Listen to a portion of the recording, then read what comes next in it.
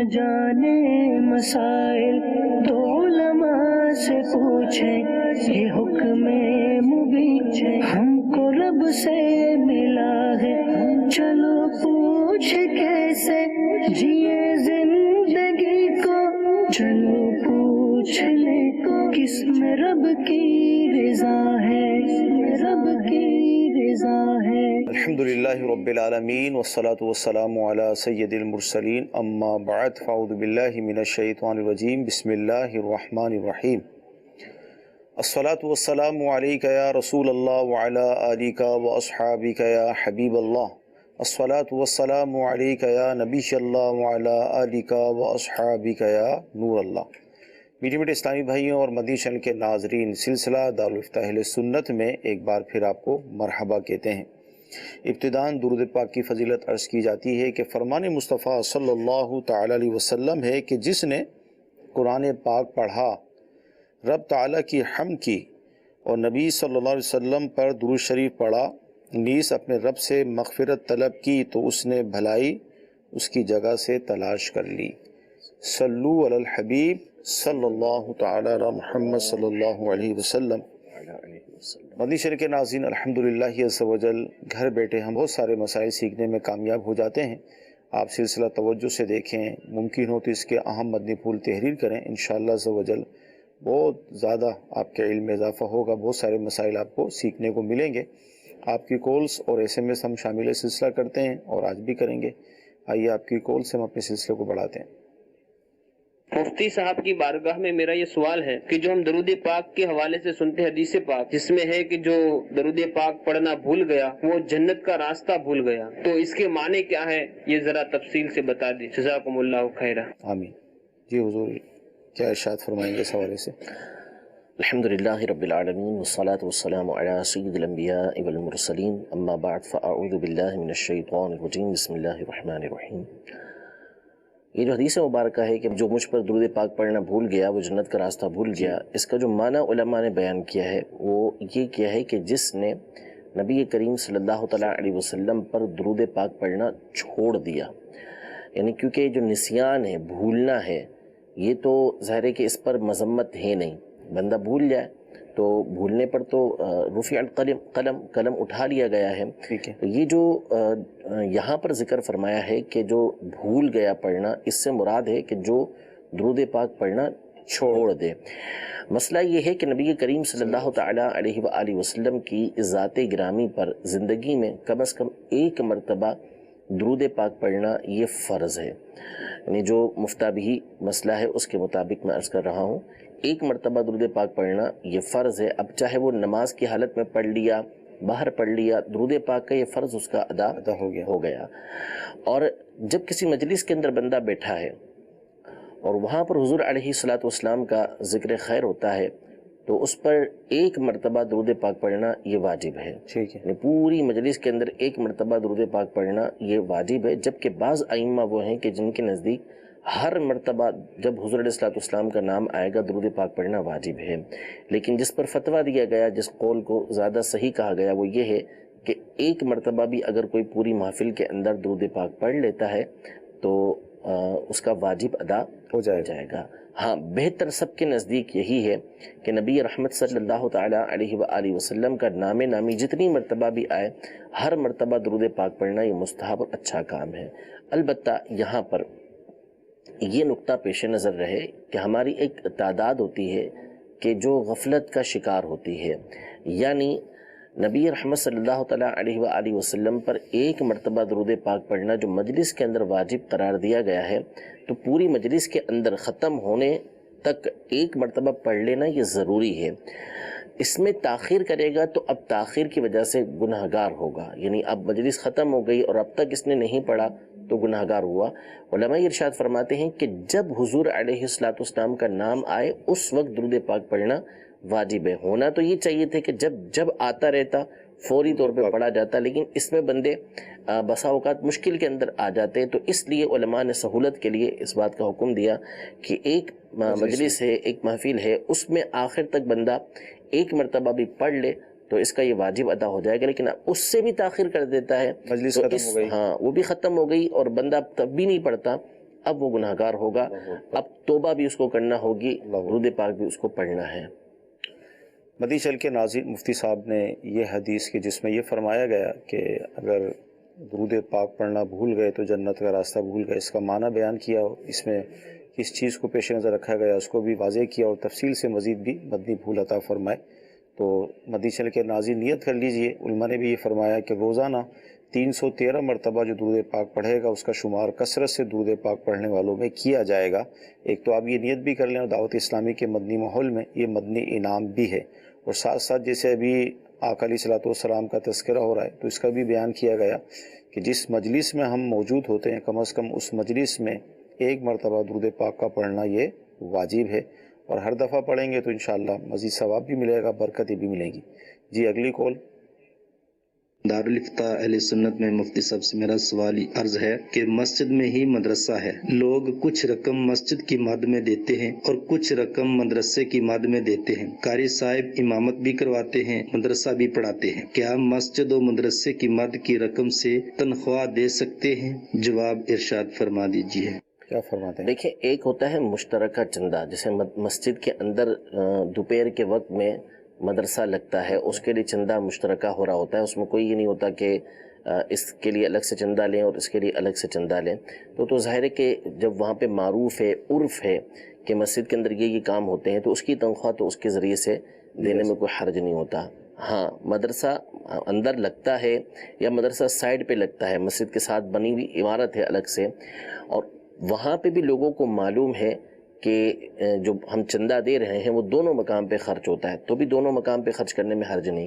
لیکن جو صورتحال یہ بتا رہے ہیں کہ کچھ چندہ ہم مسجد کے لیے لیتے ہیں، کچھ چندہ مدرسے کے لیے لیتے ہیں، تو اگر لوگوں نے خاص کر کے دیا کہ یہ چندہ آپ نے مسجد کے لیے دے رہا ہوں، یہ چندہ میں مدرسے کے لیے دے رہا ہوں، تو چندہ پھر جس مد کے لیے لیا گیا ہے اسی مد میں اس کو استعمال کریں گے۔ قاری صاحب کو پھر اسی سے آپ مدرسے والے چندے سے ہی تنخواہ دیں گے، یہ نہیں ہو سکتا کہ پھر مدرسے جو مسجد والی رقم ہے اس سے دیں۔ ہاں، دونوں کا مکس دیتے ہیں لوگ کہ بھئی یہ دونوں چیزوں کے اندر استعمال ہو رہا ہے تو پھر اس میں دینے میں حرج نہیں ہے۔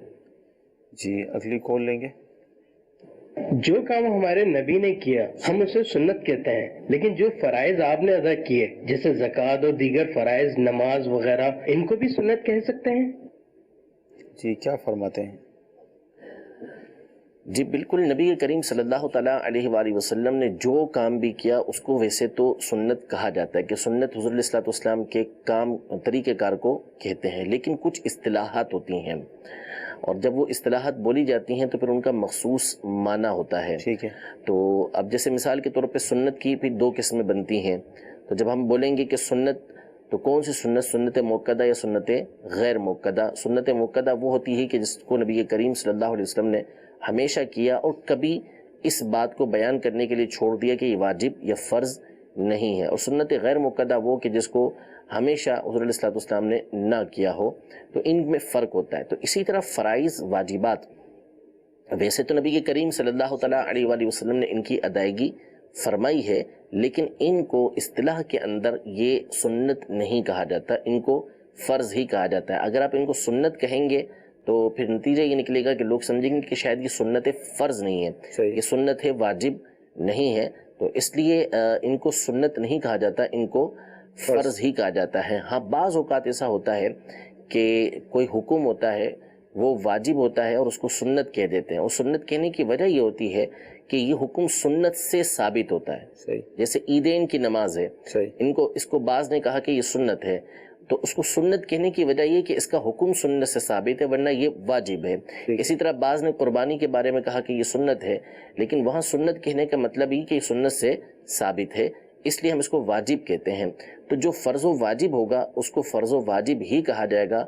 اگر ہم اس کو سنت کہیں گے تو لوگ جو ہے سمجھیں گے کہ یہ سنت ہے، کرنا فرض و واجب نہیں ہے، تو غلط فہمی کے اندر مبتلا ہو سکتے ہیں۔ تو ایسے مقام پر جو اصطلاح جس کے لیے بولی جاتی ہے وہی وہاں پر بولی جائے گی۔ جی مزید کال لیں گے۔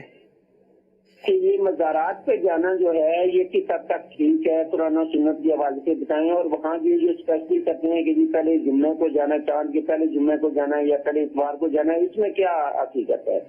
مزارت پر جانے کے حوالے سے اور چاند کے حوالے سے ہوتا ہے، جیسے نوچندی ہے، اس طرح ایام جو خاص کر لیے جاتے ہیں، کیا فرمائیں؟ دیکھیے مزارات پر جانا باعث برکت ہے، بہت اچھی بات ہے۔ اول تو خود نبی کریم صلی اللہ تعالیٰ علیہ وآلہ وسلم نے ارشاد فرمایا کہ میں تم کو زیارت قبور سے منع کیا کرتا تھا، لیکن اب تم ان کی زیارت کیا کرو فإنها تذکر الآخرہ، کیونکہ یہ آخرت کی یاد دلاتی ہیں۔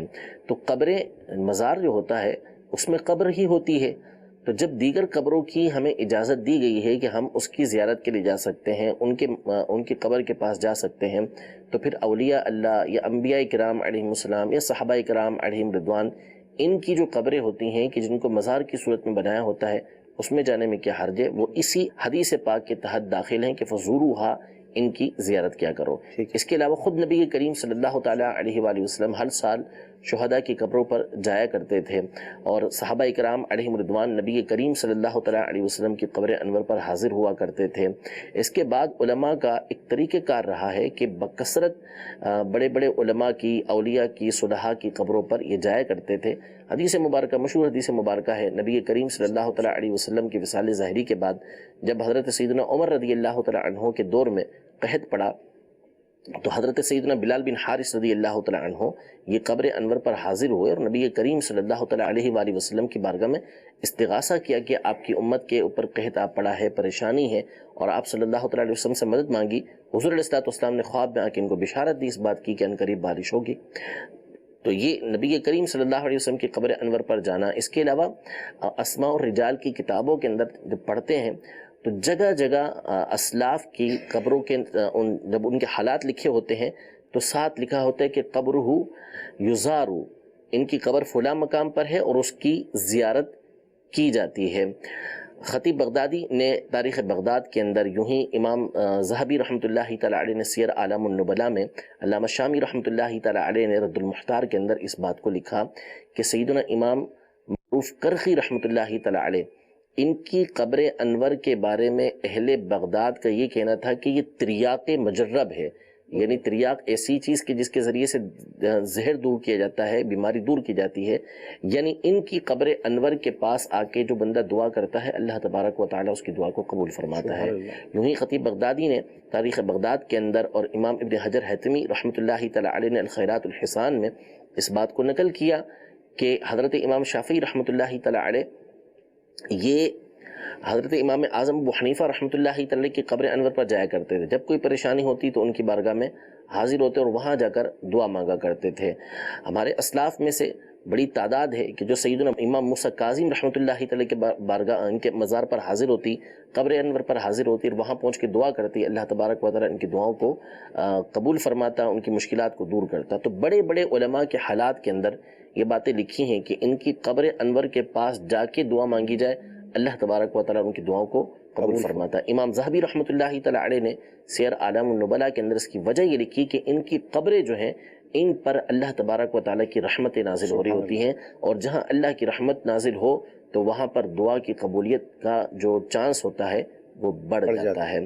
تو اس لیے مزارات پر جانا یہ بالکل جائز ہے، مستحب ہے، اچھا کام ہے، اور جو سنت طریقہ ہے اس کے مطابق وہاں پر حاضری دینی چاہیے۔ اور ایام ویسے تو جب جانا چاہے جا سکتے ہیں، لیکن قبروں کی زیارت کے حوالے سے ان قبرستان جو ہم جاتے ہیں اس کے لیے مخصوص دن بھی ہیں، جمعرات کا دن ہے، جمعے کا دن ہے، ان دنوں میں جانا یہ اچھی بات ہے، ورنہ جس دن بھی جائیں تو جا سکتے ہیں، اس میں کوئی حرج نہیں ہے۔ ٹھیک۔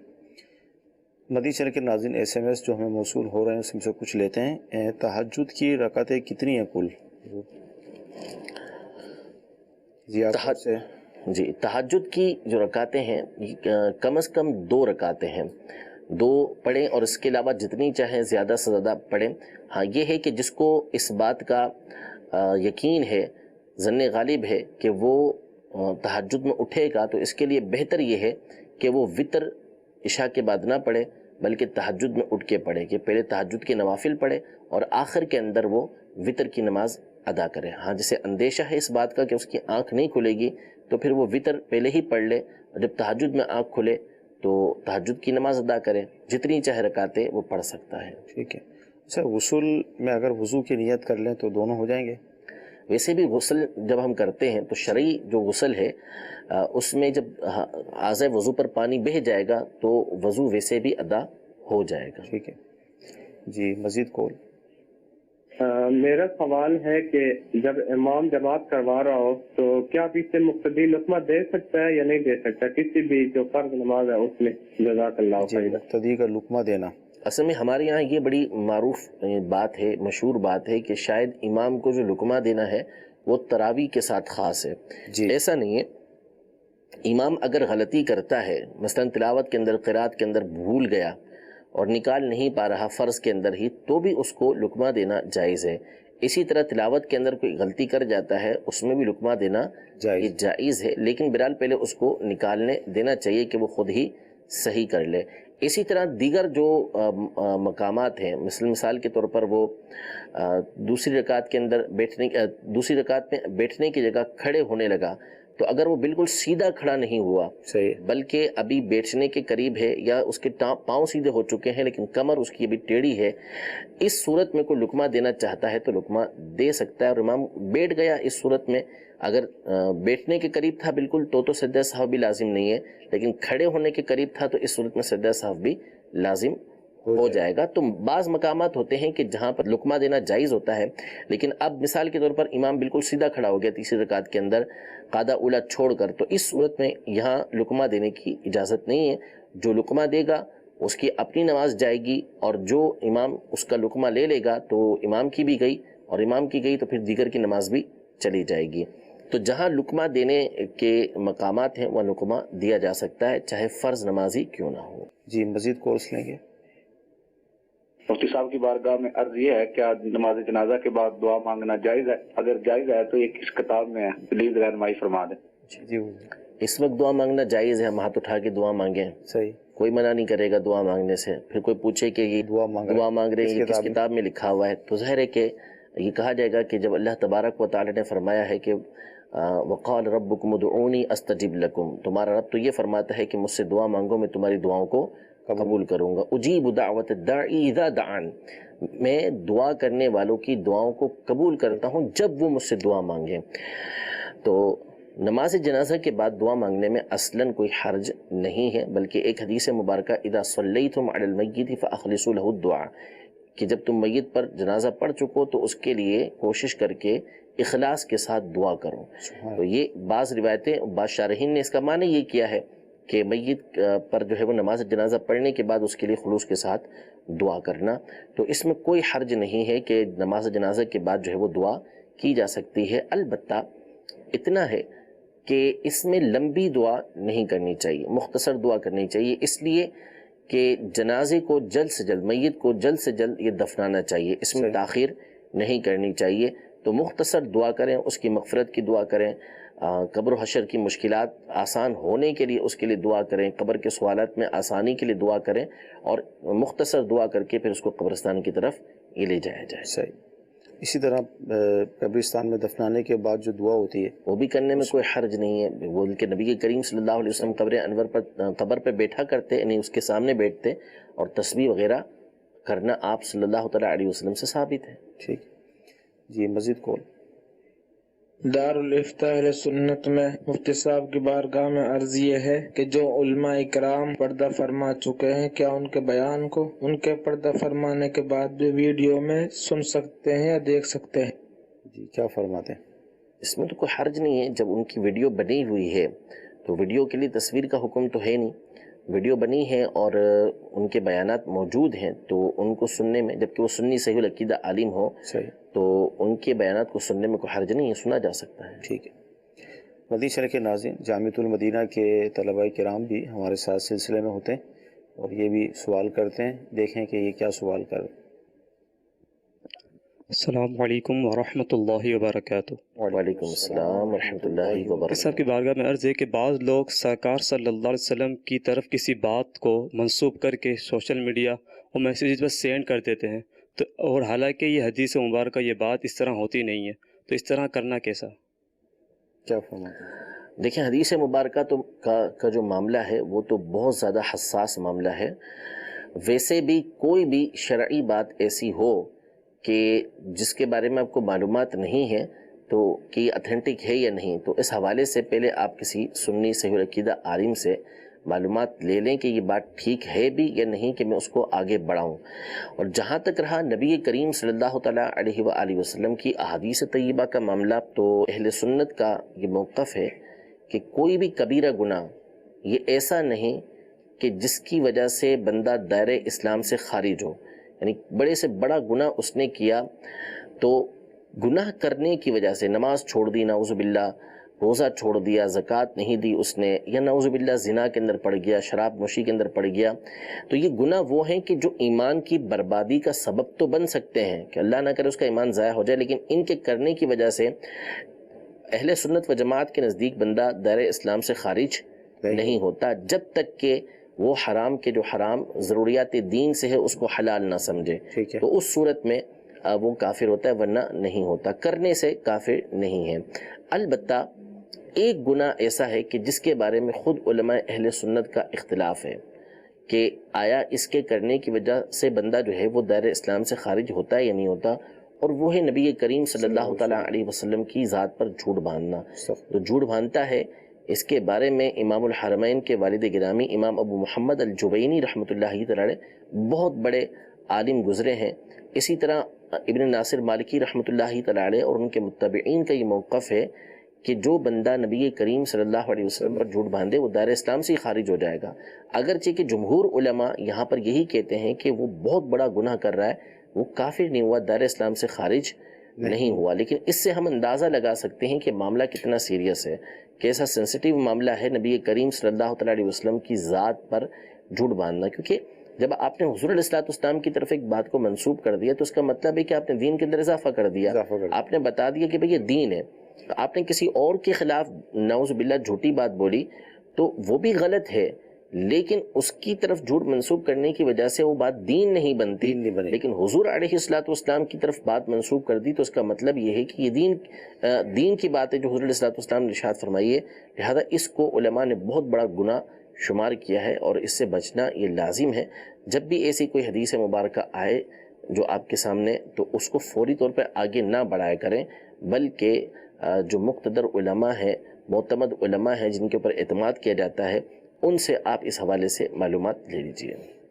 بہت پیارا ہمیں جواب ملا اس حوالے سے کہ کسی بات کو پیارے آقا علیہ الصلوۃ والسلام کی طرف منسوب کرنا، اور اس کے اندر حکم بھی بیان کیا کہ بعض کے نزدیک یہ اگر وہ بات جھوٹی ہے تو ظاہر ہے بعض کے نزدیک وہ کفر اور بعض کے نزدیک نہیں، تو کتنی احتیاط کا یہ معاملہ ہے، اور لوگ کتنی آسانی کے ساتھ یہ بول دیتے ہیں کہ حدیث میں آیا، حضور نے یہ فرمایا، حالانکہ ان کو پتہ بھی نہیں ہوتا۔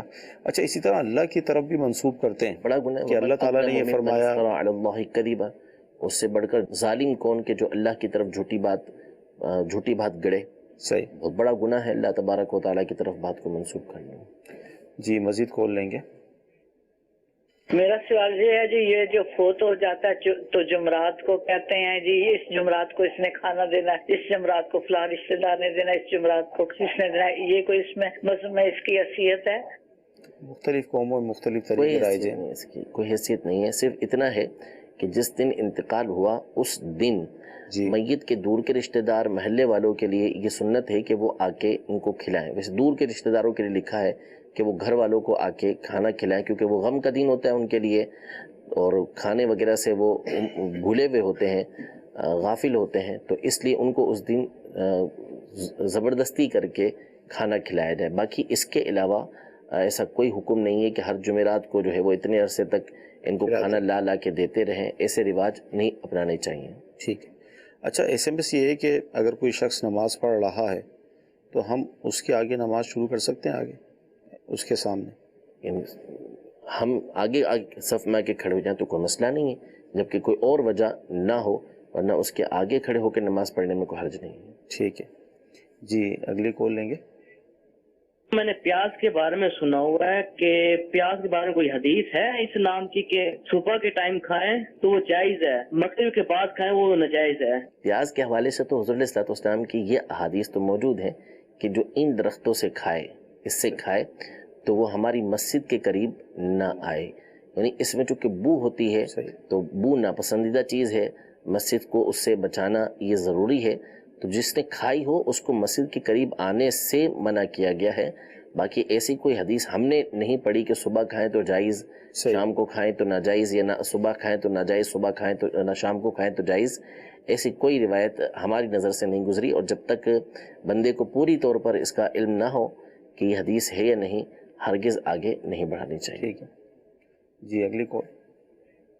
میں نے اپنے بچے کا عقیقہ کرنا ہے تو کیا والد اور والدہ کا عقیقہ ہونا ضروری ہے؟ اور لڑکے کے جو ہے بکرے کا جو ہے ایک کر سکتے ہیں جیسے کہ اگر گنجائش نہ ہو تو؟ والدین کے اپنے عقیقے ہوئے یا نہیں یہ پتہ نہیں ہے تو اپنے بچے کا تو کر سکتے. بالکل کر سکتے ہیں. نہیں ہوئے والدین کے تو بھی بچے کا عقیقہ یہ کر سکتے ہیں، اس میں کوئی حرج نہیں. اور بیٹے کا ایک ہی بکرا کر سکتے ہیں، اس سے بھی عقیقہ ادا ہو جائے گا.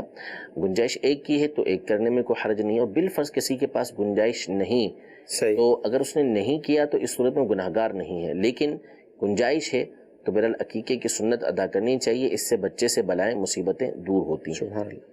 جی اگلی کال لیں گے. میرا نام موسیٰ ہے. میرا سوال یہ ہے کہ انسانی خون جو ہے وہ پاک ہے یا ناپاک ہے؟ انسانی خون، دیکھیں خون جو ہے وہ اگر بہتا ہوا خون ہے، خون جو ناپاک ہوتا ہے وہ دم مسفوح ناپاک ہوتا ہے جو بہتا ہے. ٹھیک ہے. جیسے ایسے مقام پہ بہہ گیا کہ جس کو غسل یا وضو کے اندر دھونا فرض ہے، دانا ہوا اور دانے میں سے خون نکل کے یہ بہتا ہوا ہاتھ پر آ گیا تو یہ تو ناپاک ہے. ٹھیک ہے. لیکن اگر اس میں زخم ہے، خون اسی کے اندر ہے، بہا نہیں ہے، تو یہ ناپاک نہیں ہے. صحیح. یعنی اس کو ہے تو یہ ایسی چیز کہ اس سے بندہ گھن کھائے گا، لیکن شرعی اعتبار سے کہ ناپاک ہوگا، ناپاک قرار نہیں پائے گا. وہ خون جو ہے وہ پاک رہے گا جب تک کہ اس کے اندر ہے. ہاں بہنے کی قوت اس کے اندر موجود ہے. اب آپ اس کو بار بار ٹشو سے یا کسی چیز سے روئی سے صاف کرتے جا رہے ہیں، لیکن اس کو اب چھوڑ دیں تو وہ بہہ جائے گا تو بھی وہ ناپاک ہے. ٹھیک ہے. تو بہنے کی قوت رکھتا ہے، بھلے اس کو پاک کرتے رہے، ہاں صاف کرتے رہیں تو بھی وہ ناپاک ہوگا. لیکن ہے ہی اتنا کہ وہ بہہ نہیں سکتا، اندر ہی ہے، تو اس صورت میں وہ پاک ہے، ناپاک نہیں ہے. ٹھیک ہے. اچھا ایسے میں سے اسی طرح کا ملتا ہوا ہے کہ اگر زخم پر پٹی لگی ہو اور پانی ڈالنے میں تکلیف ہے تو پھر نماز کس طرح پڑھیں؟ جتنا اس کے قریب کا دھونا ممکن ہے اسے دھو لیں. اور اگر پٹی کے ارد گرد دھو لیا اور اس پٹی کے اوپر گیلا ہاتھ پھیرنا ممکن ہے یا اسی کے اوپر پانی ڈالنا ممکن ہے تو پانی ڈال لیں، گیلا ہاتھ اس کے اوپر پھیر لیں، تو اس سے جو ہے وہ یہ ان کا وضو ہو جائے گا، نماز پڑھنا درست ہوگا. لیکن بہرحال اس کو دیکھ لیں کہ بعض لوگ سستی کاہلی کرتے ہیں کہ واقعی ایسی صورت ہے کہ اس کو اتارنا مشکل ہے یا پانی جائے گا تو اس صورت میں اس کا زخم جو ہے وہ خراب ہو جائے گا، تکلیف بڑھ جائے گی، یا پٹی اتار کے باندھنا اس کے لیے ممکن نہیں ہوگا. اور پٹی باندھنا یہ ضروری ہے، کوئی ایسا موجود بھی نہیں ہے کہ جس کو پٹی باندھ دے، تو پھر اس صورت کے اندر وہ اس کے اوپر مسح کر سکتا ہے. یہ اس کی اجازت ہے. جی اگلی کال. السلام علیکم ورحمۃ اللہ وبرکاتہ. وعلیکم السلام ورحمۃ اللہ وبرکاتہ. الحمدللہ اس سال اعلیٰ حضرت رحمۃ اللہ تعالیٰ علیہ کا سوا عرس منایا جائے گا. سنا ہے کہ آپ مجدد تھے. حضور کی بارگاہ میں سوال عرض ہے کہ مجدد کا کیا معنی ہوتا ہے اور مجتہد کون ہوتا ہے؟ اور دوسرا سوال یہ تھا، جب بندے کو دفنا دیا جاتا ہے، مٹی برابر کر دی جاتی ہے، تب تلقین پہلے کریں گے یا پہلے اذان دیں گے؟ برائے کرم رہنمائی فرما دیجیے. اعلیٰ حضرت کا 100 سالہ عرس ہم منا رہے ہیں الحمدللہ، تو مجتہد مجدد ان کا فرق کیا ہے آپس میں؟ مجدد کے لیے تو حدیث مبارکہ ہے کہ ان اللہ یبعث علی رأس کل 100 سنۃ لہذہ الامۃ، اس امت کے لیے ایک شخص کو بھیجے گا کہ من یجدد لہا دینہا، کہ جو ان کے دین کی ان کے لیے تجدید کرے گا، یعنی ری نیو کرے گا. مجدد اصل میں وہ ہوتا ہے کہ دین کے اندر آنے والی خرابیاں جو اس دور کے اندر ہوں، جو اس کے اندر ایسی باتیں آ گئیں جو دین سے تعلق نہیں رکھتی، یا دین کے اندر جو کمی آ گئی ہے اس کو دور کرنے والا اللہ تبارک و تعالیٰ ایسی ہستی کو ہر صدی کے اندر بھیجتا ہے. تو یہ ایک بھی ہو سکتے ہیں اور ایک سے زیادہ بھی ہو سکتے ہیں. ہر زمانے کے اندر جو ہے وہ مختلف مقامات پر اللہ تبارک و تعالیٰ نے ایسی ہستیوں کو بھیجا ہے. اور بسا اوقات یہ ایک علم کے اعتبار سے کہ کوئی اس چیز کا مجدد ہے تو کوئی اس چیز کا مجدد ہے، کوئی علم حدیث کا مجدد ہے تو کسی نے کوئی کارنامہ سر انجام دیا ہے ایسا کہ جس کے ذریعے سے دین کی تجدید ہوئی، وہ رینیو ہوا، ایسی ہستی کو بھی مجدد بولا جاتا ہے. جیسے پہلی صدی ہجری کے اندر سیدنا عمر بن عبد العزیز رضی اللہ تعالی عنہ، ان کے بارے میں علماء نے یہ ارشاد فرمایا کہ یہ مجدد ہیں. وجہ کہ احادیث طیبہ کے ضائع ہونے کا اندیشہ تھا، انہوں نے اس کو بروقت بھانپا اور علماء کو یہ کام سونپا اپنے گورنروں کے ذریعے کہ حضور علیہ السلام کی احادیث طیبہ کو ایک جگہ جمع کر لیا جائے، اس کی تدوین کر لی جائے. تو یہ آپ کا ایک جو ہے وہ تشدیدی کارنامہ تھا. سیدنا عمر بن عبد العزیز رضی اللہ تعالی عنہ نے عدل و انصاف کو آپ نے عام کیا، تو اس لیے آپ کو مجدد کہا جاتا ہے. پھر اس کے بعد ہر صدی کے اندر اللہ تبارک و تعالیٰ ایسی ہستیوں کو بھیجتا رہا. امام شافعی رحمۃ اللہ تعالی علیہ، امام ابو اسحاق الاسفرائینی رحمۃ اللہ تعالی علیہ، امام غزالی رحمۃ اللہ تعالی علیہ، اور ابن دقیق العید رحمۃ اللہ تعالی علیہ، مجدد الفسانی رحمۃ اللہ تعالی علیہ، علامہ جلال الدین سیوطی شافعی رحمۃ اللہ تعالی علیہ، علامہ عبد العلی بحر العلوم رحمۃ اللہ تعالی علیہ، شاہ عبد القادر بدایونی رحمۃ اللہ تعالی علیہ، امام احمد بن دحلان مکی رحمۃ اللہ تعالی علیہ. یہ ہر صدی کے اندر اللہ تبارک و تعالیٰ ایسی ہستیوں کو بھیجتا رہا کہ جو دین کے تجدیدی کام سر انجام دیتی رہی. اور اللہ تبارک و تعالیٰ نے امام اہل سنت رحمۃ اللہ تعالی علیہ کو بھیجا کہ اس وقت دین پر جو حملہ ہو رہا تھا وہ ایسا ہو رہا تھا کہ آج سے پہلے، اس وقت سے پہلے نہیں ہوا تھا، کہ اللہ عز و جل اور اس کے رسول صلی اللہ تعالی علیہ وسلم کی شان کو گھٹانے کی کوشش کی جا رہی تھی. طرح طرح سے فتنے یہ سر ابھار رہے تھے. امام اہل سنت رحمۃ اللہ تعالی علیہ نے اس حوالے سے وہ تجدیدی کارنامے انجام دیے کہ وہ تمام کے تمام فتنے جس انداز میں اٹھ رہے تھے ان کا بالکل خاتمہ کر کے رکھ دیا اعلیٰ حضرت امام اہل سنت رحمۃ اللہ تعالی علیہ نے. تو ایسی ہستی کو یہ مجدد بولا جاتا ہے. اور مجتہد یہ فقہ کے اعتبار سے ایک درجہ ہوتا ہے کہ جن کو اس بات پر قدرت حاصل ہوتی ہے. ایک مجتہد مطلق ہوتا ہے کہ جس کو قرآن و حدیث پر، لغت عرب پر اتنی مہارت حاصل ہوتی ہے کہ بغیر کسی کی تقلید کیے وہ مسائل خود نکالتے ہیں، اصول و ضوابط اس کے مقرر کرتے ہیں. پھر دوسرا طبقہ ہوتا ہے مجتہد فی المذہب کا، کہ جو اپنے امام کی اصول کے اندر پیروی کرتے ہیں، اور فروعی مسائل ہوتے ہیں جو اصول سے نکلتے ہیں وہ امام سے اس میں اختلاف کر سکتے ہیں. پھر مجتہد فی المسائل کے اندر سلسلہ آتا ہے. تو یہ ایک پوری اصطلاح ہے جو کتب فقہ کے اندر موجود ہے. ٹھیک ہے. اچھا، اگلا ان کا سوال یہ تھا کہ دفنانے کے بعد تلقین کریں گے اذان؟ ان دونوں تلقین کی جائے، تلقین کرنے کے بعد پھر اذان دی جائے. ٹھیک ہے جی. اگلی کال لیں گے. یہ پوچھنا تھا کہ میں گجرات سے واکنڈ میں جاب کرتا ہوں اور یہ شہری مسافر کا فاصلہ بنتا ہے، اور میری یہاں پہ رکنے کی نیت تقریباً 15 دن سے کم ہی ہوتی ہے. تو لیکن یہاں پہ بھی میرا اپنا گھر ہے، لیکن میری فیملی گجرات میں رہتی ہے. تو اس صورت میں کیا میں مسافر کی نماز پڑھوں گا یا کہ پوری نماز پڑھوں گا؟ جی کیا اب یہ اگر ان کا وطن اصلی یہ گجرات ہی ہے اور ان کی فیملی بھی وہیں ہے، یہاں پہ صرف انہوں نے رہنے کے لیے مکان لیا ہوا ہے، وہاں سے یہاں پر مستقل یہ نہیں آ گئے کہ اپنا سارا سامان وغیرہ یہاں پر لے آتے اور یہیں آ کے رہتے، وہاں جانے کا ان کا واپس ارادہ نہ ہوتا تو کوئی صورت بن سکتی تھی کہ یہ واکنڈ ان کے لیے وطن اصلی بن جاتا. لیکن اس صورت میں جو یہ بتا رہے ہیں ان کا وطن اصلی نہیں ہے واکنڈ. یہاں اگر یہ 15 دن سے قبل کے لیے آتے ہیں تو انہوں نے یہاں پر قصر نماز ادا کرنی ہے. ٹھیک ہے. مزید کال. میرا نام انت علی تعریف. اگر کسی شخص نے اپنے بازو پر اپنا نام لکھایا ہو تو نماز وغیرہ ہو جائے گی؟ اس میں کوئی حرج تو نہیں ہے؟ نام لکھوانا وہ جو گدواتے ہیں، گدوانا تو ناجائز و حرام ہے، گناہ کی باتیں سے توبہ کرنا یہ ضروری ہے. البتہ اب گدوا لیا ہے تو اب اس کو مٹانا مشکل ہوتا ہے کہ بغیر آپریشن کے شاید یہ مٹے نہ اس طریقے سے. ہاں اگر پین وغیرہ سے لکھا ہے تو ظاہر سی بات ہے کہ اسے مٹا ہی سکتے ہیں. یہ لکھنا بھی منع ہے، اس کو نہیں لکھا جائے گا. البتہ گدوانا یہ تو سخت حرام ہے، اس پر تو حدیث پاک میں لعنت آئی ہے. یہ جو گدوا لیتے ہیں یہ بہت غلط کرتے ہیں، ٹیٹو بنواتے ہیں طرح طرح کے. یہ مسلمانوں کا طریقہ کار نہیں ہے. اب بن گیا ہے تو اس صورت میں جو یہ وضو کرے گا، نماز ادا کرے گا، نماز وغیرہ تو اس کی ہو جائے گی، اس میں حرج نہیں ہے. لیکن اب مثال کے طور پر اس کے ہاتھ پر بنا ہوا ہے، یہ لوگوں کے سامنے کھولے گا وضو کے وقت میں تو لوگ دیکھیں گے تو ہو سکتا ہے کہ بدگمانی کے اندر مبتلا ہوں کہ یہ کیا کیا ہوا ہے. تو جہاں تک ممکن ہو لوگوں کے سامنے اس کو کھولنے سے پرہیز کرے، اس سے گریز کرے. بہرحال وضو وغیرہ کرے گا تو اس کا وضو یہ ہو جائے گا. اچھا مفتی صاحب یہ ارشاد فرمائے کہ خواب کی ایک تو شرعی حیثیت کیا ہے اور دوسرا یہ ہے کہ ہر ایک سے چلتے پھرتے سے جو تعبیریں پوچھ رہے ہوتے ہیں، اس حوالے سے کیا فرمائیں؟ دیکھیں، خواب مختلف قسم کے ہوتے ہیں. بعض خواب تو وہ ہوتے ہیں کہ جو بشارتوں پر مشتمل ہوتے ہیں، سچے خواب ہوتے ہیں، اچھے خواب ہوتے ہیں. اور بعض خواب وہ ہوتے ہیں کہ جو شیطان کی طرف سے ہوتے ہیں، ڈرانے والے ہوتے ہیں، پریشان کرنے والے ہوتے ہیں. بعض وہ ہوتے ہیں کہ بندہ سارا دن سوچتا رہتا ہے تو اوٹ پٹانگ قسم کی باتیں سوتے ہوئے اس کے دماغ کے اندر آتی رہتی ہیں. اس کو اضغاث احلام بولا جاتا ہے.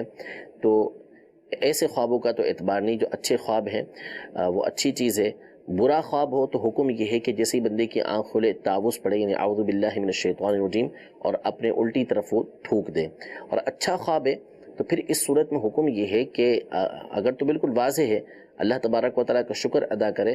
اور تعبیر پوچھنا ہے تو تعبیر ایسے سے پوچھے جس کو تعبیر آتی ہو. صحیح کہ یہ ایک علم ہے، ہر ایک سے اس کی تعبیر نہیں پوچھی جاتی. پہلے معلومات کر لیں کہ کس کو تعبیر آتی ہے، پھر اس سے آپ جا کے پوچھیں. ہر عالم کو بلکہ ہر مفتی صاحب کو بھی ضروری نہیں کہ خواب کی تعبیر آتی ہو. ٹھیک ہے. مدی شہر کے ناظرین، سلسلہ ہوا، بہت اہم گفتگو ہوئی، بہت سارے مسائل آپ نے دیکھے سنے. امید ہے کہ آپ کے علم میں کثیر اضافہ ہوا ہوگا. اللہ تعالیٰ کی بارگاہ میں دعا کرتے ہیں کہ اللہ تعالیٰ آج کا ہمارا سلسلہ اپنی بارگاہ میں قبول فرمائے. جو ہم نے سنا ہے، جو سیکھا ہے، اس پر عمل کرنے کی توفیق عطا فرمائے. آمین. صلو علی الحبیب صلی اللہ تعالیٰ علی محمد. نہ جانے مسائل تو علماء سے پوچھیں، یہ حکم مبین ہم کو رب سے ملا ہے. چلو پوچھ کیسے جیے زندگی کو، چلو پوچھ لے کس میں رب کی رضا ہے، رب کی رضا ہے.